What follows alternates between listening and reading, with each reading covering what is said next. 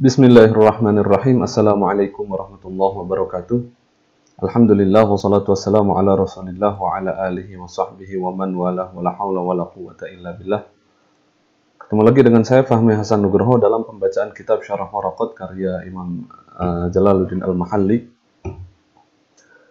Pada pertemuan kali ini kita akan membahas mengenai qiyas. Mungkin kita akan membahas dalam dua video yang berbeda karena pembahasan qiyas adalah cukup panjang. Mari kita langsung masuk ke dalam matan. Qala al-muallif rahimahullahu taala nafa'anallahu bi'ulumihi fid dharain amin. Wa ammal qiyasu, sedangkan tentang qiyas, maka apa definisi qiyas itu? Fahuwa, qiyas itu adalah raddul far'i ilal asli, mengembalikan al-far'u, mengembalikan cabang ilal asli kepada pokoknya. Yang dianggap cabang di sini adalah suatu perkara yang belum memiliki hukumnya, namun memiliki hal yang sama dengan perkara yang lama yang sudah ada hukumnya, maka yang far'u ini, yang cabang ini dikembalikan kepada asalnya. Bi'illatin tajma'uhuma fil hukmi, karena suatu illah yang mengumpulkan kedua hukum tersebut, kedua perkara tersebut fil hukmi, dalam satu hukum yang sama. Contohnya, qiyasil aruzzi 'alal burri fir riba. Seperti qiyas beras kepada albur, kepada gandum fir riba, dalam hal riba. Bahwasanya bur, yang namanya bur atau gandum itu, kata Rasulullah SAW, jika ingin menukarkan barang bur dengan bur, maka harus sesuai, harus sama. Dalam hadis Rasulullah SAW, beliau bersabda, "Az-zahabu bil-zahabi wal fiddatu bil-fiddati wal burru bil-burri wasya'iru bisya'iri." Gitu. Emas dengan emas, kalau mau barter emas dengan emas, perak dengan perak, terus gandum dengan gandum, wal milhu bil-milhi, atau garam dengan garam gitu. Dan mereka masih satu jenis, bukan beda jenis, bukan beda barangnya, seperti menukar kurma dengan menukar mangga, itu kan dua hal yang berbeda. Tapi kalau masih satu hal yang sama meskipun jenisnya berbeda, kayak beras, ada beras Cianjur diganti dengan beras Majalengka, meskipun beda tapi kan dua-duanya masih sama-sama beras. Nah gitu. Jadi al-aruz di sini dikiaskan kepada al-bur yang dalam aturannya jika dibarter dengan barang yang sama, itu syaratnya harus mislan bimislin, harus sama takarannya, yadan biyadin, dan juga harus secara tunai, jangan ada jarak. Nah, karena yang disebutkan oleh Rasulullah SAW itu adalah al-bur, yaitu gandum, tapi Rasul tidak menyebutkan al-aruz, tidak menyebutkan ruz. Maka aruz di sini, nasi di sini, beras di sini dikiaskan dengan gandum. Kenapa? Bijami'it ta'mi. Bijami' dengan dengan hal yang menyatukan, dengan ilah yang menyatukan. Jami' itu kan yang menyatukan, menggabungkan gitu. Dengan yang menggabungkannya apa? Yaitu sifat at-ta'mu, yaitu sifat makanan pokok. Bahwasannya al-burru itu adalah makanan pokok, begitu juga dengan al-aruz yang merupakan makanan pokok. Sehingga karena dua-duanya memiliki ilat yang sama, yaitu makanan pokok, sehingga beras ini dikiaskan dengan gandum dalam hal riba. Jika kita ingin menukar beras yang satu dengan beras yang lain, contohnya seperti teman-teman yang berasal dari Sumatera Barat, biasanya akan merasakan hal yang berbeda ketika merasakan nasi dari Sumatera Barat dengan nasi yang ada di Jawa. Maka sebagian dari mereka ada yang membawa beras dari sana ke sini.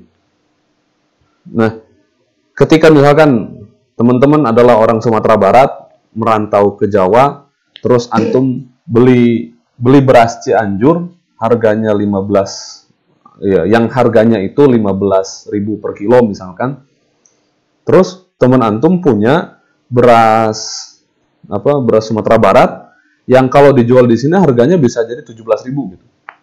Jadi harganya lebih mahal kalau dari sisi uang, ya dari sisi harga. Akhirnya antum langsung menukarkan, ini saya punya beras Cianjur, boleh nggak saya nuker ini 2 kilo? Nggak apa-apa lah, saya nuker ini 2 kilo dengan beras Sumatera Barat 1 kilo. Nah, itu nggak boleh. Kalau mau, maka harus ditukar dulu, jual dulu ini beras ini jadi uang, terus kemudian uang itu dibelikan kepada beras Sumatera Barat gitu. Nah, itu. Jadi, dalam hal riba, beras dikiaskan kepada gandum. Karena sama-sama memiliki ilat yang sama, yaitu merupakan makanan pokok. Wahua, qiyas itu, yang qasimu ila salasati aqsam. Memiliki atau terbagi menjadi 3 bagian. Ada tiga jenis. Yang pertama qiyasul illah, yang kedua qiyasu dilalah, yang ketiga adalah qiyasu syabah. Qiyasu illatin, qiyas ilat, terus kemudian qiyasu dilalatin, qiyas dilalah, yang ketiga adalah qiyasu syabahin, qiyas syabah. Penjelasannya ada di bawah.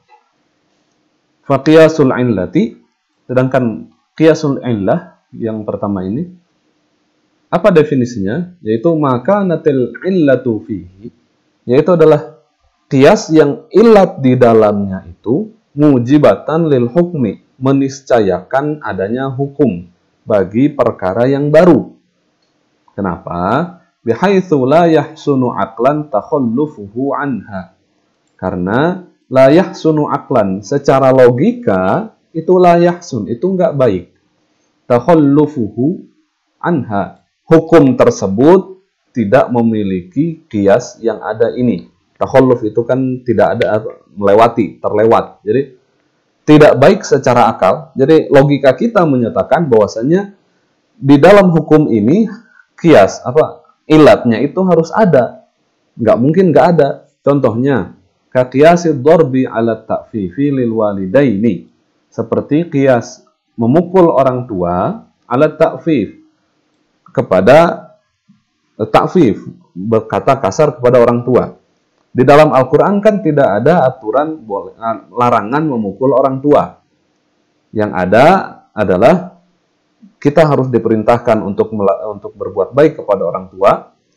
Wa qadara rabbuka alla ta'budu illa iyyahu wa bil walidaini ihsana. Itu kan perintahnya wa bil walidaini ihsana, dan haruslah berbuat baik kepada orang tua. Imma yablughanna 'indakal kibara ahaduhuma aw kilahuma. Kalau di antara mereka sudah ada yang tua, dua-duanya atau salah satu di antara mereka, maka fala taqul lahuma uffin, janganlah kamu berkata uff. Uff ini sering kali diterjemahkan dengan ah. Tapi kalau kita lihat maknanya dari uff sendiri, itu adalah bentuk penolakan kepada orang tua. Jadi meskipun cuma uff, tapi bisa diterjemahkan dengan beberapa kata dalam bahasa Indonesia yang maknanya sama, yaitu penolakan. Jadi yang dilarang di dalam Al-Quran itu adalah uf. Namun akal kita menyatakan bahwasanya uf aja dilarang, apalagi mukul. Jadi inilah yang dimaksud dengan la yahsunu aqlan takhallufuhu anha. Secara logika itu tidak bagus kalau misalkan hukum ini tidak ada ilatnya. Maksudnya ilat yang ini itu nggak ada di dalam hukum tersebut. Gitu. Karena ilatnya sama antara darb, antara memukul dengan berkata uf, yaitu ilatnya adalah al-iza. Iza itu artinya ya menyakiti. Kalau uf itu menyakiti secara hati, secara psikis, sedangkan ad-darbu itu menyakiti secara fisik. Nah gitu. Lalu qiyas yang kedua adalah wa qiyasud dalalah atau dilalah. Qiyasud dilalah itu apa? Wa wal istidlalu bi ahadin naziraini 'alal akhari. Yaitu beristidlal, berargumen bi ahadin naziraini dengan dua hal yang berdekatan, 'alal akhar, kepada hal yang lain. Wa huwa antakunal illatu, di dalam qiyas ini adalah illatnya itu dalatan alal hukmi wala takunu mujibatan lil hukmi. Dalam qiyasud dalalah ini illatnya itu tidak meniscayakan adanya hukuman tersebut. Namun illatnya memang bisa menunjukkan hukum ini, tapi tidak berarti illatnya itu mewajibkan hal tersebut. Contohnya, kaqiyasi malis sobi ala malil balik. Seperti kias yang terjadi antara harta anak kecil dengan harta orang yang sudah balik. Fi wujubiz zakah, dalam hal kewajiban zakat di dalam harta tersebut. Bijami'in, karena ada ilat yang mengumpulkan antara mereka berdua, yaitu annahu malun namin. Bahwasanya harta itu adalah harta namin, harta yang berkembang. Ini isim fa'il dari nama yanmu, namin gitu. Jadi malus sobi itu dikiaskan dengan malul balik. Al-aslunya yang hijau ini, al-far'unya adalah yang ini. Ilatnya itu adalah bijamin annahu malun namin. Bahwasanya dia adalah harta yang berkembang. Nah, tapi tadi di atas dikatakan bahwasanya ilatnya itu hanya menunjukkan kepada hukum, tapi tidak mewajibkan adanya hukum tersebut. Tidak meniscayakan adanya hukum tersebut. Sehingga dalam hal ini terjadi perbedaan pandangan. Wa yajuzu ayyuqol, dan boleh juga dikatakan bahwasanya la tajibu fi malis sobi. Zakat itu tidak wajib di harta anak kecil. Kama qala bihi Abu Hanifah, sebagaimana yang dinyatakan oleh Imam Abu Hanifah. Jadi ilat ini ilat ini hanya menunjukkan bahwasanya ini hukum ini boleh atau bisa jadi memiliki hukum yang sama dengan yang ini. Namun bisa jadi juga ini dikeluarkan dari ini. Kenapa? Karena anak kecil itu kan bukan mukallaf. Orang yang mukallaf itu adalah orang muslim, akil dan baligh. Ketika dia sudah baligh, maka dia sudah diterapkan kepadanya hukum Islam, termasuk di dalamnya zakat. Sedangkan anak kecil yang belum baligh, dia itu bukan mukallaf sehingga tidak diwajibkan untuk membayar zakat. Nah kan? Jadi disinilah kenapa ilatnya itu tidak mujibatan lil hukmi. Ilatnya itu tidak meniscayakan munculnya hukum, tapi hanya menunjukkan saja, karena ini bisa jadi diwajibkan zakat karena dekat kepada ilat, ya karena ilatnya adalah hartanya itu berkembang, atau bisa juga tidak wajib zakat karena dalilnya Abu Hanifah, ya karena anak kecil itu belum mukallaf. Begitu. Nah, itu adalah jenis kias yang kedua, yaitu qiyasud dilalah. Yang mana kias ilatnya itu hanya menunjukkan kepada hukum tapi tidak meniscayakan hukum. Kias yang ketiga adalah wa qiyasus syabahi. Qiyasus syabah. Syabah itu artinya ya mencari kemiripan. Kemiripan, qiyasus syabah. Bahwa al-far'ul mutaraddidu baina aslaini. Qiyasus syabah ini adalah qiyas yang terjadi ketika al-far'u, ketika hukum yang baru itu, atau perkara yang baru ini, mutaraddidun baina aslaini. Dia bisa masuk ke satu ini, atau masuk juga ke sini. Nah, maka dalam kasus ini, fayulhaqu bi aktsarihima syabahan. Maka, far'u yang baru, itu diterapkan kepada asal yang lebih mirip dengan al-far'u ini. Contoh, kama fil abdi, seperti al-abd, seperti hamba sahaya. Ini al-far'u. Nah, hamba sahaya, idza utlifa, kalau dia dirusak gitu. Jadi, misalkan teman atau saya punya budak nih. Saya punya budak, terus kalian mempekerjakan budak saya, terus ternyata budak saya cacat karena dikerjakan dengan paksa atau karena kerjaannya berat hingga akhirnya patah tulangnya atau karena apa gitu. Pokoknya dia jadi cacat.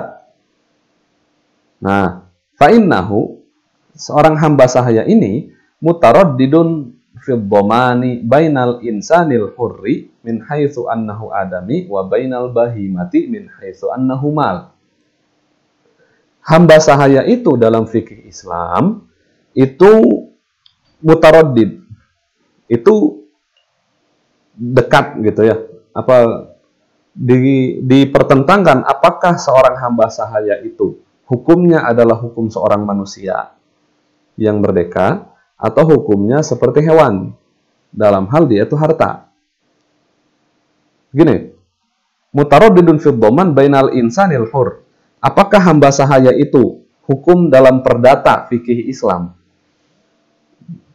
Mereka itu lebih dekat kepada manusia karena dia adalah adami, ya karena dia memang manusia gitu, spesies manusia, atau dia lebih dekat dengan bahimah, atau dia lebih dekat dengan hewan karena dia itu annahu mal, karena dia itu adalah harta. Nah, lalu kemudian wa huwa bil mali aktsaru syabahan minal hurri. Dan dalam fikih Islam, dalam hukum perdata Islam, seorang hamba sahaya, seorang budak itu bil mali aktsaru syabahan minal hurri. Dia lebih dekat kepada harta daripada sebagai seorang manusia yang merdeka.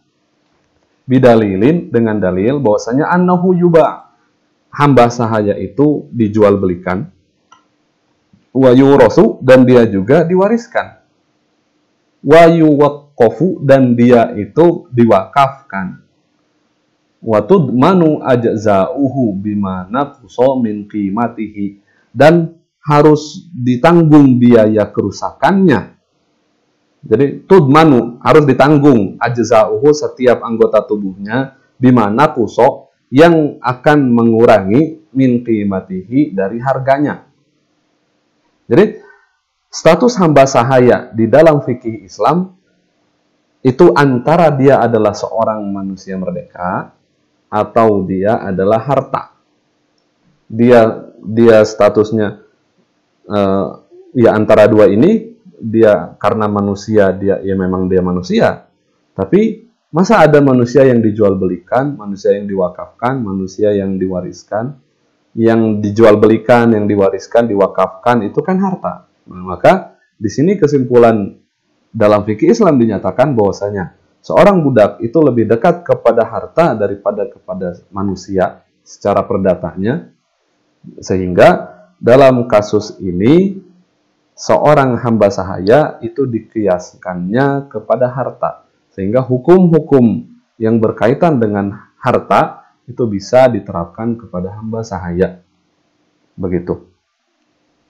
Nah, lalu kemudian dari contoh-contoh kias yang sudah ada di atas tadi, kita mengetahui bahwasannya kias itu memiliki sejumlah rukun. Harus rukun yang harus ada di dalam kias. Yang pertama adalah al-aslu. Al-aslu di sini yang saya berikan warna hijau. Ta'fif. Al-aslu itu adalah hukum perkara yang sudah ada hukumnya. Itu al-aslu atau al-maqis alaih. Lalu kemudian rukun yang kedua adalah al-far'u, yaitu perkara baru yang belum ada hukumnya. Yang di sini saya gambarkan dengan warna kuning. Lalu kemudian rukun yang ketiga adalah al-illah, yaitu ya ilat yang di sini yang saya berikan dengan warna hijau. Itu rukun ketiga, yaitu adalah ilat. Ilat itu apa? Ilat itu adalah wasfun. Ilat itu adalah sifat. Zahirun yang jelas, mundhabitun yang pasti gitu. Yang kemudian nanti menyebabkan allati yakunu sababan liwujudil hukmi, yang menyebabkan adanya hukum tersebut. Itu adalah ilat. Lalu kemudian rukun qiyas yang keempat adalah hukum, yang nanti kemudian hukumnya disamakan antara ini dengan ini. Kalau dalam kasus memukul orang tua, itu dikiaskan dengan perkataan uf yang ada di dalam nas, yang mana dua-duanya sama-sama memiliki ilat, yaitu idza, yaitu menyakiti, baik secara fisik ataupun psikis. Maka hukumnya sama, yaitu at-tahrim. Nah, begitu. Lalu kemudian seperti yang ini, malul sobi dan malul baligh. Malul baligh ada aturannya, ya wajib zakat kalau sudah nyampe nisab. Kalau malus sobi itu tidak ada aturannya, maka hukumnya ini gitu. Karena ada ilat yang sama, maka hukumnya bisa jadi sama. Fi wujubiz zakah. Menurut jumhur, kecuali menurut Abu Hanifah yang menyatakan itu tidak ada gitu. Nah, seperti ini al-abdu, seorang hamba sahaya, dia itu lebih dekat kepada kemana? Ini kan al-aslunya. Maka hamba sahaya ini dicari al-aslunya mana? Apakah dia adalah insanul hur atau al-bahimah? Lalu kemudian nanti dicarikan ilatnya apa? Ya, ilatnya adalah ini. Annahu yuba yuros yuwaqqaf tudman azzauna. Ini ilatnya gitu. Sehingga nanti hukum dari hamba sahaya ini atau dari seorang budak ini akan dikembalikan kepada mana? Kepada sini atau kepada ini. Nah, karena ilatnya adalah ini, maka dikembalikannya kepada sini. Gitu. Itu mungkin teman-teman yang bisa kita bahas pada video kali ini. Terima kasih atas perhatiannya. Kurang lebihnya saya mohon maaf. Assalamualaikum warahmatullahi wabarakatuh.